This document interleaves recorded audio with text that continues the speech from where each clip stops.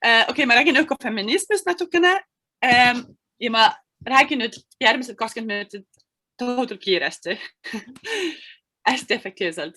Mul on põhimõtteliselt ingliskeelsed slaidid veel, sest osasid asju oli hästi raske tõlkida, aga ma räägin muidugi iseenesest mõistavalt eesti keeles, aga võib-olla mingite sõnade puhul ma kasutan ingliskeelseid väljendeid. Alustan sõõrikumajandusest. Eile ma juba mainisin seda. See on see donut economics on inglise keeles, mis on võib-olla oluline punkt. Kui arvestada seda, mida Vandana Shiva ka praegu rääkis, et mis on selle YouTube'i video ka pealkiri olnud, on see decolonization of women and nature. See tähendab, et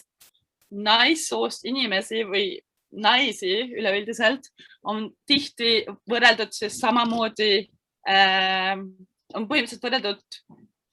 nagu sellise patriarhaalse kapitalismiku majandussüsteemi poolt ära kasvatatud, need nagu see on võrreldatud, need on võrreldud selles mõttes loodusega, kui mõelda sellele, et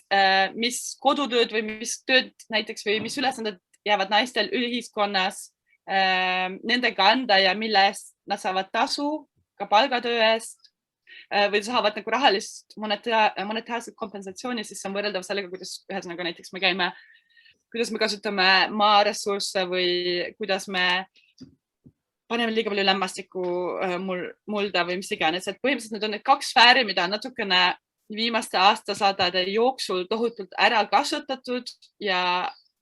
neid võetakse või interpreteeritakse nagu tasuta tööjõudu või tasuta ressurssi ja sellest ma näitan kohe paari graafikuga,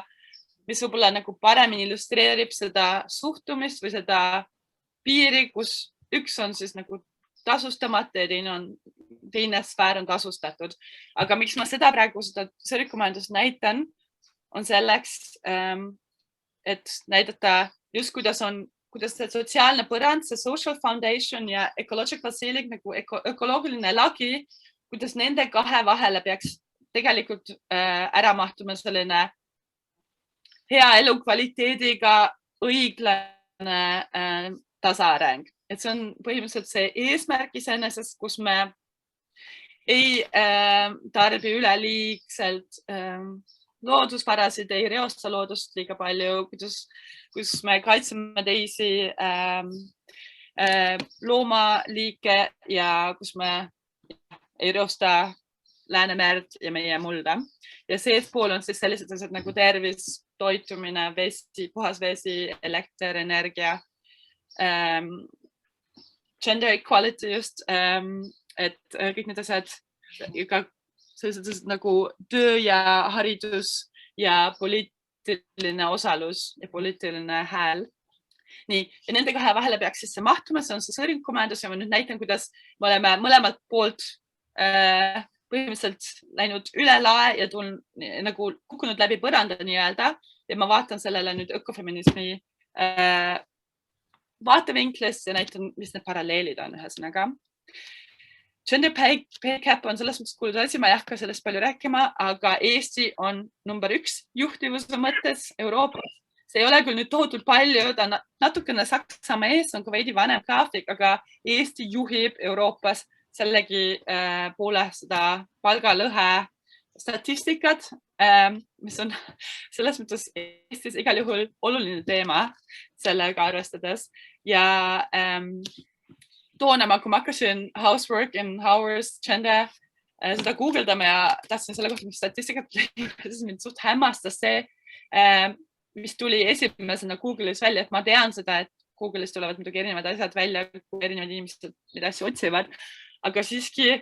arvestades seda, et Google peaks tegelikult teadma, et ma olen pigem feministliku kallatlusega, oli see minu jaoks suhteliselt šokeeriv, et esimesed küsimused, mida ma Google'is näen, on how many hours a week should a man help around the house? Is it a woman's job to cook and clean? How do I get my boyfriend to clean after himself? Bla, bla, bla, bla, bla. Ühesõnaga, see oli selline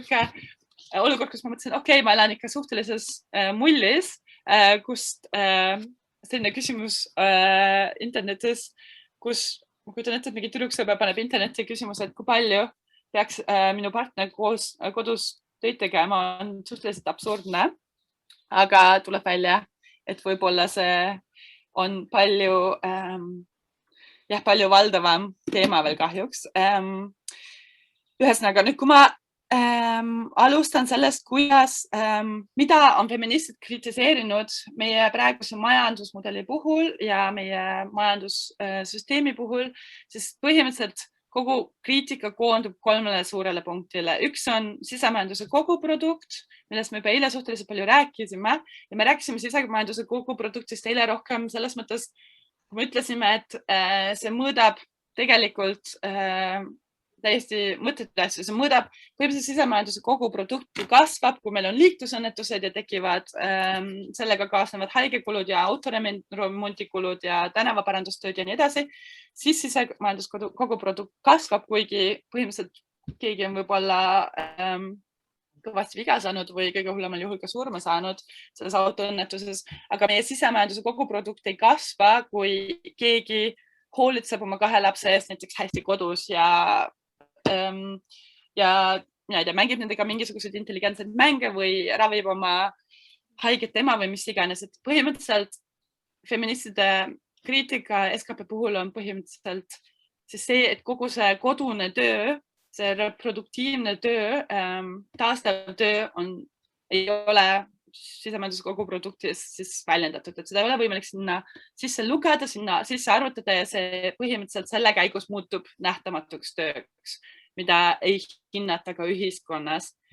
väärtuse mõttes, et see tundub nagu see oleks selline naiselik töö, mida naised niikuinii hea meelega teevad, see on selline pigem hoolekandetöö sobib naistele rohkem, siis nad on kuidagi loomulikult juba empaatilisemad ja laste kasvatamine, emad ei tahagi ju midagi muud teha, kui oma laste eest hoolitseda ja ühesõnaga kogu selle narratiiviga see töö naturaliseeritakse selles mõttes, et see, kes siis sünnib naise kehas, selles mõttes temale surutakse peale siis see roll, et see ongi ju nagu naiselik kogu see töö ja see peakski ju temale kui naisele rahuldust pakkuma, selles mõttes, et see on tema ise, tema jaoks selline õnnelik elu ja enese teostav, ma ei tea, igapäev, argipäev. Teine suur kriitikapunkt, mida nad siis kritiseerivad, on see concept of labor, ühesõnaga palgatöö on võrdne tööga. See tähendab, et me elame ühiskonnas, kus, nagu ma just enne ütlesin, kodused tööd nagu nõudepesemised, haigetest hoolitsemised, ma ei tea, porgandipeene rohimine ja sellest porgandist enda aias kasutatud maheporgandist, ma ei tea, mingisuguse smuuti tegemine oma lastele või oma partnerile või oma vanaemale ei ole see, mis on palgatööga võrreldav. See tähendab, et üks töö on siis monetaarses rahalises mõttes nagu väärtustatud ja teine töö ei ole väärtustatud ja tavaliselt sellest ei suhtutagi kui töösse, vaid see on pigem siis nagu see hobi, vaba aeg, ise valid, mida sa oma vabal ajal teed. Kui sa otsustad sellel ajal porgandit rohida ja nii edasi, seda smuutit teha, siis on sinu enda otsus, aga see ei ole, see töö on väga kunstlikult jaotatud palgatööks ja kõigeks muuks, mis kuidagi ei ole võrreldav tööga ja ei ole midagi, mida peab tegema ka selleks, et ühiskonda taastoota. Ja 3. punkt on see homo economicus, mis on siis kauaaegne valgustusajastust tekkinud nagu selline pilt inimesest, kus inimesed on ainult utilitaristlikud, ratsionaalsed, egoistlikud, üksteiselt sõltumatud ja nad on sellel maakeral ja looduses, nemad on selle kolmnurga tipus, et nemad on need domineerivad liigid ja kogu see majandussüsteem on inimeste vajaduste järgi kujundatud ja ehitatud, enamasti ka pigem sellise valge heteroseksuaalse mehe vajaduste järgi kujundatud ja see on siis see 3. kriitikapunkt, et homo economicus inimese pilt, kui arvata, et inimene on peamiselt konkurentsihuviline, küünarnukiga edasi trügib, üksteisega egoistlik, inimene, siis on väga raske endale kogukondades, kus ei pea võib-olla kartma seda, et et ei ole sellist grupi vahelist või kogukonna vahelist solidaarsust, sest kõik võistlevad iseendaga, et see on kuidagi kapitalismikus majandussüsteemis hästi vabanduseks saanud, et niipea kui hakata näiteks rääkima, mina kogen seda hästi tihti, kui hakata rääkima tasaarengu olulisusest või nendest plussidest, siis väga tihti tuleb kohe see vastuväide, et aga inimesed ei ole ju kogukonna elu jaoks mõeldud, et kõik võistlevad üksteisega ja inimesed ei saa väga usaldada ja me oleme lihtsalt sellised kuidagi küünanuki ühiskonna liigid, kus ma siis mõtlen ka alati, et ei ole tegelikult inimkonna kultuuri ajaloo suhtes. See on jälle selline erandlik aeg, kus ühiskond on meid põhimõtteliselt sellisesse rolli sundinud, et me peame üksteisega võistlema, kui me tahame vee peale jääda, et see ei ole antropoloogiliselt ajaloo mõttes absoluutselt tõsi, et inimkond on seni evolutsioonilises mõttes arenenud pigem tänu sellele, et me oleme koopereerinud ja koostööd teinud ja kokku hoidnud, sest muidu ma ei oleks ellu jäänud.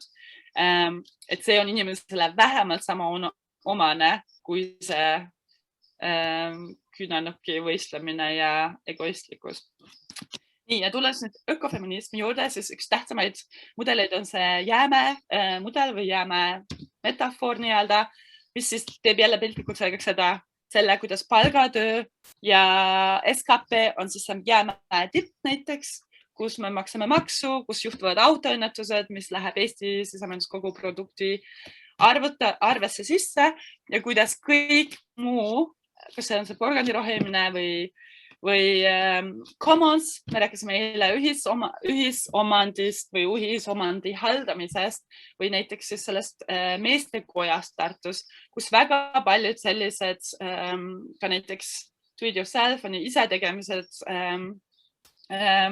kogukonna vahelised suhtlusvormid, kodus askeldamine, oma aia ees hoolitsemine, mida teie seal praegu teete valdavalt, kõik läheb selle jäämäe vee alla, mis ei ole siis selles süsteemis eriti väärtustatud monetaarselt, see on väga halvasti, kui üldse kompenseeritud ja jääb kogu aeg mulje, et see majandus ja majandussüsteemidest me räägime kogu aeg koosneb ainult sellest, mis on see jäämägi, mis on vee peal ja me selle käigus unustame väga tihti, et kogu see jäämägi ei eksisteeriks, kui ei oleks seda meeletult suurt osa, mis on jäävee all või mis on selle vee all, mida me ei märka, mida me ei hooma väga tihti. Aga kui ei oleks seda vee all olevat osa, siis ei oleks ka seda ülemist osa, et see ülemine osa põhimõtteliselt on nii sõltuv ja sõltub sellest alumisest osast ja kukuks täiesti kokku omadega, kui ei oleks seda alumist osa. Siin läheb see asi liiga kaugele, mul ei ole enam palju aega. Ma võin lihtsalt öelda lühidalt, mida me just Maikuga rääkisime pausi ajal. Rääkisime Silvia Federici raamatust. On 3 suurt feministide koolkonda, kui ma nüüd hästi lühidalt tutvustan. Üks on selline Bielefeldi nagu subsistentsi koolkond, mis põhimõtteliselt kritiseerib seda, et kapitalism, koloniaalsus ja patriarhaat on 3 kõige olulist. Sellist kolmnurga osa on selleks, et saaks toimuda patriarhaalne kapitalistlik mudel, saaks üldse ellu jääda ja üldse areneda ja kasvada. Et selleks me pidime kolonialiseerima nii naistööjõudu ja koduseid hoolekandetöid, me pidime kolonialiseerima näiteks Aafrika toone ja me teeme seda siiamaani, me lihtsalt teeme seda teiste võtetega ja majanduslike võtetega ja me pidime ka kolonialiseerima põhimõtteliselt kõiki neid töid ja ülesanded, mis ka näiteks arengumaades ei mahu kapitalismi mudeli alla, ükskõik kas on näiteks need talunikud, kes Indias oma põlde harivad või mis iganes. Aga kõik need on need 3 suurt osa põhimõtteliselt, et me oleme ka loodusvarasid kolonialiseerinud, et see loodusvarad, arengumaad ja naisjõud, need on need 3 punkti, mida siis mainitakse ka materialistlikus ökofeminismis, kus just kus Carolyn Merchant ja Plumwood ja R.L. Salla, need on kõik sellised suhteliselt marksistlikud ökofeminismid, kes on rõhutanud seda, et Marx näiteks sotsioloogina absoluutselt piisavalt ei arvestanud, see on ka see, mida Federici kritiseeris selles raamatus, ta absoluutselt ei arvestanud, et naistele kui töölistele langeb topeltkoormus, sest nad ei pea ainult vabrikus tööl käima ja kus nad langevad näiteks selle kapitalisti ohvriks, vaid nemad peavad ka tööl kodus selle second shift nagu teise töövahetuse ka toime tulema, et nende jaoks algab pärast palgatöö lõppu igal päeval argipäev põhimõtteliselt regulaarselt õhtul see teine töövahetus, kus nad peavad siis neid hoolekandetöid kodus tegema, süüa, tegema, koristama ja nii edasi. Ja kolmas on siis selline uuem feministlik ökoloogiline majandusteadus või ühesõnaga feministlik kriitika ökoloogilise majandusteaduse suhtes ja ökoloogiline majandusteadus on ju see, mis on väga seotud tasaarenguga, mis on kritiseerinud seda, et kuulge, me oleme ökoloogilises, ütleme niimoodi, me oleme selles präänikus ja meil on idees ja me ei saa sellest üle põrutuda oma majandusmudeliga, et me ei saa teha nägu, et meie SKP võib kasvada, sest meil on igasugused erinevad materiaalsed ökoloogilised piirid ees ja see lihtsalt ei ole ressursside mõttes ja see ei ole lihtsalt sellises lõplikus maailmas võimalik. Ja feministid kritiseerisid siis seda, et ökoloogiline majandusteadus on olnud väga pime feministliku kriitika suhtes ja pole aru saanud, millised paralleelid seal on. Ja ma arvan, et sellega, see on Corinna, keda ka Maiko teab, tema ja Birte tehtud selline graafik või selline pilt, mis näitab just seda kolmnurga suhed, kus üleval on jälle see jäämäe tipp, mis on nagu monetaarne majandus, kuhu kuulub näiteks siis see sisemajandus koguprodukt sinna sisse ja all on siis see toetub jälle omakorda nii ökoloogilistele protsessidele, näiteks kuidas mulk komposteerub ja kuidas sellest saab jälle täisväärtuslik mulk, kus kasvavad head porgandid, maheporgandid ja näiteks caring activities, mis on siis näiteks hoolekandetöö, mis on tasustamata, mis on siis kõik, mis toimub mittetulundusühingutes, mis toimub lapsi kasvatades, mis toimub vanurite eest hoolitsedes, haigete eest hoolitsedes ja põhimõtteliselt see on siis see hoolekande, see taastav majandussfäär, mis ei ole arvestatud, mida ei ole SKP-s näha ega hoomata ja kogu see kunstlik piir on siis see, ma arvan, mis on see kõige olulisem, et üks on see produktiivne, teine on reproduktiivne, mida on hästi kritiseeritud, sest muidugi on lapse sünnitamine on ju vägagi produktiivne tegevus selles mõttes ja toidu kasutamine kodus. Kui sa oma porgandit kasutad ja kui sa neid turule ei müü, siis see on ju ka väga produktiivne tegevus, on ju, et need kõik, et see on selline reproductive, et seda peab ka, selle ees on lihtsalt selle, pigem näitab seda, et see on küll produktiivne, aga seda ei mõõdeta seda nagu ei peeta produktiivseks tööks tänu sellele kunstlikult maha tõmmatud joonele. Et üks on siis väärtuslik ja üks on väärtuseta ühiskonna mõttes. Üks on fookuses ja sellest räägivad kõik poliitikud, näiteks sellest majanduskasvust ja Eesti majanduse konkurentsivõimest ja nii edasi. Ja see õigustab ja legitimeerib siis väga palju teisi poliitikaid ka Euroopa Liidu vaatepunktist välja. Et põhimõtteliselt, mida me teeme sellega, et Euroopa Liit säiliks oma konkurentsivõime majanduslikus mõttes, see ju õigustab kõiki neid kolonialiseerivaid majandusvõtteid ja regulatsiooni, mida me teeme arengumaadega, et see on teistmoodi kolonialiseerimine, mis toimub praegu. Üks on siis arvestatud SKP-st, teine ei ole, üks on siis majanduse sees ja teine on kuidagi väljaspool ja naturaliseeritud just selles mõttes, et kõik inimesed, kes ütlevad, aga muld ju niikuinii ise kuidagi saavutab oma kvaliteedi tagasi ja aga naistele ju meeldibki laste ees hoidsada, et kõik on see on kõik selline naturaliseeriv, müstifitseeriv tegevus, kus väga tihti ei hoomata seda, et on ka naisi, kes võib-olla seda ei soovi või on ka naisi, kes seda ei peaks tegema ja miks peaks, sellepärast, et naine on lapse sünnitanud, ka naise kohus või olema või kuidagi tema jaoks hästi sihuke meeldiv ja ennast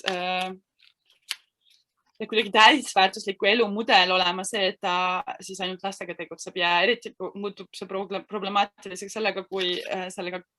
langeb siis naiste pension ja tööturule tagasi minemise võimalus. ma väga palju rohkem enam ei räägiks, pärast seda palju kell on. Siin on lihtsalt üks väike mudel, mis on saksa keeles, mida mul ei ole võimalik eesti keeles näidata. Siin on need 4 mudelit. Lihtsalt ma loen need ette, te ei pea üldse üritama seda näha. Oluline on lihtsalt see, et on olemas hoolekandetöö puhul on 4 võimalust sellega midagi peale hakata. Meil elame praegu care crisis, see tuli koroona ka tihti nagu väga välja, seda on kritiseeritud tohutult, kuidas hoolekandetöö pakkumist nagu põhimõtteliselt see nõudlus on kasvanud ja pakkumine on vähenenud ühesõnaga, et see kuristik üha rohkem kasvab ja meil on võimalik hoolekandetööd teatud määral küll vältida sellega, kui me hoolitseme laste eest vähem või teeme vähem süüa või lihtsalt ostame seda süüa kuskilt valmistatud sööki kuskilt. Meil on võimalik ka seda muuta selles mõttes, et meil on võib-olla pesumasinad selle asemel, et ise käsitsi pesu pesta ja nii edasi, et mingi elektroonikaga on ka võimalik teatud asju muuta. Meil on võimalik ka seda eksternaliseerida või seda põhimõtteliselt endast eemale lükata, kui me võtame lapsehoidjad või näiteks see on ju eriti lääneühiskonnas levinud, et tuuakse Ida-Euroopast või näiteks Gruusiast või kuskilt teiselt arengumaadest tuuakse lapsehoidjad või hoolekandjahoidjad, kes vanurite eest siin Saksa vanade kodudes hoolitsevad ühesõnaga. Või meil on tegelikult tasaarengu perspektiivis vaadates, meil on tegelikult kohustus see hoolekandetöö lihtsalt kõikide ühiskonnaliikmete vahel ja eriti just arvestades soovahelisi ebaõiglusi selle töö puhul õiglaselt laiali jagada ja selle juurde kuulub ka siis see, et näiteks meestel on palju suuremad õigused tööandja poolt pärast lapse sündi koju jääda või teha lühemaid tööpäevi ja sellepärast mitte kuidagi ennast mitte meheliku töötajana tunda, et see on see, kuidas ühiskond praegu ju selliseid mehi võib-olla karistab, kes seda isegi soovivad. Ja ma arvan, et viimane punkt, mis on hästi oluline, on veel see, et väga raske on hästi tihti neoliberalistlik ja kapitalistlik lahendusorienteeritus on väga tihti üritanud seda kuristlikku meie keskkonnaprobleemide kõrvalt ja meie hoolekandetöö vajaduse kõrvalt neid asju monetariseerida ja öelda, et kuule, siis me kõik need ökoloogilised protsessid, mis toimuvad mullas ja õhus ja vees ja ookeanides ja nii edasi, neid me kutsume nüüd ecosystem services'eks ja see on juba ka hästi antropotsentriline lähenemine sellele, sest need ei ole ju, loodus ju ei tee meile teenuseid, service on ju põhimõtteliselt teenus ja see on jälle selline kuidagi nagu oleks inimene see liik, kelle jaoks maailmast kogu see maakera mingisuguseid teenustusi meile osusta, kuidagi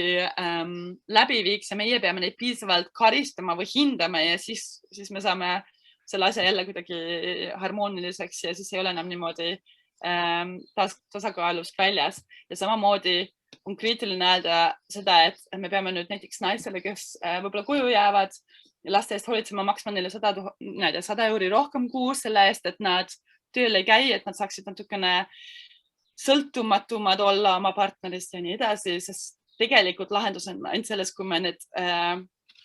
asjad jälle kommodifitseerime, seda tähendab, me võtame need sellest neoliberalistlikust monetaarsest majandusmudelist välja ja pigem saame aru, et meie kui ühiskonnana, meie kui globaalse maakera kogukonnana oleme nendest vastutavad ja peame neid piire respekteerima ja peame neid ülesandeid ja vastutusi, mis näiteks on siis hoolekandetööga seotud või siis näiteks austava suhtumisega meie ökosüsteemi suhtes seotud ja me peame lihtsalt neid omavahel hästi ära jagama ja arvestama sellega, mis need piirid on. Kus me enam sellest söörikumajandusest, kus me sealt välja läheme ja kus me sealt läbi selle põranda kukkume. Ma arvan, et teen siin lõpu. Mu aeg on niikuinii läbi. Aga miks sa valisid selle sõna just seda palju laiemat teemat esindama, kui ma arvan, et seal on nagu see, et kui sa tood ühe ühiskonnagrupi ikkagi nagu eraldi välja, siis seal võib tekkida õigemini selline ikkagi vastandumine, et okei, et kui ma nüüd mees ja nüüd tema räägib feminismist, et okei, et see ei ole nagu minu teema, aga tegelikult sa rääkisid palju laiemalt, et miks mitte miks tuua see üks ühiskonnagrupp nii teravalt välja, kui ma arvan, et me võib-olla saaksime nendele mõtetele palju suuremat toetust, kui see ei oleks ainult ühe inimkonnagrupi teema, vaid see ongi nagu laiema ühiskonna teema, mis see tegelikult on. Jah, et mind tõesti huvitas see, et miks sa selle feminismi nagu seda laia teemat esindama, kui ma arvan, et seda toetust saaks teistmoodi palju rohkem. Ma arvan, et see ongi hästi problemaatiline lähenemine. Mu isiklik arvamus selle kohta on see, et kogu see kapitalistlik majandusmudel tegelikult eksisteerib ainult tänu sellele, et ta kasutab ära ökoloogilist sfääri ja ta kasutab ära hoolekandetööd. Ja ma ei ütle, et need on ainult naised, kes hoolekandetööd teostavad, aga valdavalt nad on ja ajalooliselt on ka naist või naistööjõudu palju rohkem kuritarvitatud või mitte kompenseeritud, ütleme nii. Ja ma arvan, et ma valisin selle teema ja ma arvan, see teema on nii tohutult oluline, sest kui ei oleks hoolekandetööd või seda reproduktsioonitööd ja kui ei oleks seda ökoloogilisi ressurssi ja maavarasid ja puhast õhku ja puhast vett, siis me üldse peaks mingist majandussüsteemist ja ühiskonnast rääkima. Ja praegune majandusmudel lihtsalt kardinaalselt seisab nende kahe toe peal, mis ei ole väärtustatud ja mis ei ole kompenseeritud monetaarses mõttes. Ja kui me hakkaksime praegused hoolekandetöid kodus kuidagi mingi tunnitasuga üldse kompenseerima, kui me hakkaksime kompenseerima või kuidagi maksustama seda, mida teevad näiteks põlevkivivabrikud Ida-Virumaal või mis iganes, kui me seda kuidagi maksustama hakkaksime ja piisavalt rangelt ja piisavalt hästi tasustama või maksustama hakkaksime, siis sellised süsteemid kukuks kohe kokku. Et ma ei arva... Aga ma kommenteeriks seda, et minu meelest on see sarnane võrdlus nagu Black Lives Matter versus All Lives Matter. Et ei nagu selles mõttes, et feminism on see on nagu ajalooline probleem, see nagu hõlmab kõike muud, kui ainult sellega käivad kaasas kõik muud, aga seda feminismiks nimetada on ainult nagu õige ja õiglane, sellepärast, et see on nagu sündinud sellest, et naisi on ekspluateeritud ja me elame nagu patriarhaadis. Ja kui sa selle valid välja mingi absoluutselt muu sõna, siis see nagu elimineerib selle probleemi nii-öelda ja see teeb lihtsalt. Minu arvan, et see on... Sorry, ma ei kuulnud. Aga lihtsalt need nii tugevad arvamused on seal sees ja see kuidagi kohe lõhestab. Oleks see mingi võrdsus või mingi siuke ühendav. Ja tänapäeval feminism minu arust hästi tihti ka nii-öelda samastab inimeste jaoks just selle hästi radikaalse küljega ka. Aga mis see radikaalne feminism on? Et inimesed ei ole aru saanud, mis on feminism. Nad mõtlevad, et feminism on see paljaste tissidega naised, kes jooksevad ringi. Jaa, aga see on ju sama, et ega kõik feministid ei ole ka omavahel ära suutnud otsustada, mis see feminism on. No, aga see looduskaitsjad ju ka ei ole suutnud otsustada ära, mis nad tahavad. Võib-olla ma lisaksin ühe asja, võib-olla ma arvan, mis on hästi oluline punkt, nagu ma saan kriitikast aru ja ma olen sellega jumala nõus. Ma arvan, täpselt see sama punkt, millest me näiteks eile rääkisime kuidas me oleme näiteks tasaarenguni jõudnud ja mis on näiteks minu puhul üks asi, mis mulle tasaareng puhul ei meeldi, on just see selline natuke koloniaalne Lääne-Euroopa narratiiv umbes nii, et Ida-Euroopa on kuskil seal taga ja peab nagu lääne narratiive ja neid sõnavarasid kasutama selliste asjade puhul, aga kuidagi kõik need kontseptid ja ideed ja mõtted on kuidagi kuskil Londonis ja Berliinis ja Barcelonas tekkinud. Et ma arvan, et see on selline olukord, kus ükskõik, kas ma räägin feminismist või ma räägin kolonialismist või ma räägin Ida- ja Lääne-Euroopa vahelisest asjast, kus ma pean neid asju problematiseerima, ütlema, et siin on näiteks inimgrupp, kas need on nüüd naised või mehed, hoolekandetöö tegijad või kas need on arengumaad või need on see Global South või need on need pagulased versus mitte pagulased. Ma pean seda problematiseerima, pean ka ütlema, ma arvan, mul on ka kohustus öelda privileegitud inimesena sel juhul öelda, et seal peab nende vajadustega rohkem arvestama, nende vajadustest on üle lastud, neid on kuritarvitatud ja nii edasi. Aga mul on ka vastutus saada aru sellest, et ma samas selle diskursu nagu selle tooniga ka alati jälle lõhestan seda, et ma kogu aeg taas toodan seda dualistlikku lähenemist. Et kui ma arvan see, mida sina üritasid öelda, et all lives matter, et ma ei pea ütlema, ma ei pea eristama, aga samas ma pean siiski ju problematiseerima seda fakti, et mustanahalised, afroameeriklased lihtsalt satuvad rohkem politsei vägivalla alla. Et kuidas, et need on kaks hästi olulist punkti, et ühes küljest ei taha seda rohkem lõhestada, aga sa pead ju problematiseerima ka seda, et üks grupp on rohkem privileegitud kui teine ja see on problemaatiline olukord. Et ma arvan, et seal peab lihtsalt sellise,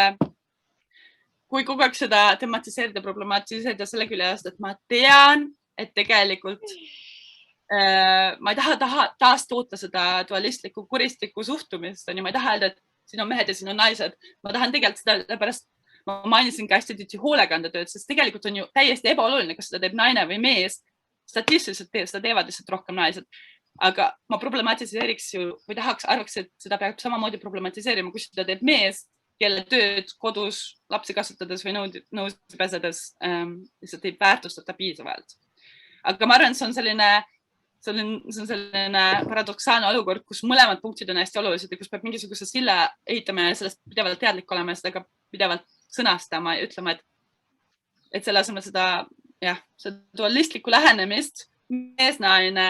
tsivilisatsioon, loodus, mina ei tea, või kultuurloodus on ju, mina ei tea, see dualistlik lähenemine on tohutult iseloomulik sellele valgustusajastu lähenemisele, kus sul on kus naine kehastab seda emotsionaalset, kehalist, mina ei tea, maist, sellepärast, et kõikides keeltes on ju maa või maakera on naissoost. La tierra ja la pachamama ja kõik need asjad on naissoost. Kus mees jälle kehastab seda mõistust ja see on see, mida Vandana Shiva kommenteeris, või seda tsivilisatsiooni, kultuuri ja kõik seda, mida inimkond on nagu saavutanud ja üles ehitanud, aga sellest dualismist tuleb üle saada, aga samas tuleb siiski, ma arvan, problematiseerida seda, kuidas üks grupp on siiski teiste arvelt võib-olla privileegitum kui teine. Ma ei tea, kas see aitab leida mingisuguse... Vaba arutelu ring. Ja ma arvan, et see oli hea mõte siia õhku jälle, et millest edasi mõeldes need teemad ongi, hakata mõtlema, siis lähevadki väga nagu selliseks risti-rästi ja erinevad lähenemisi hästi palju. Täname siis ka Liliani selle turbo ettekande eest.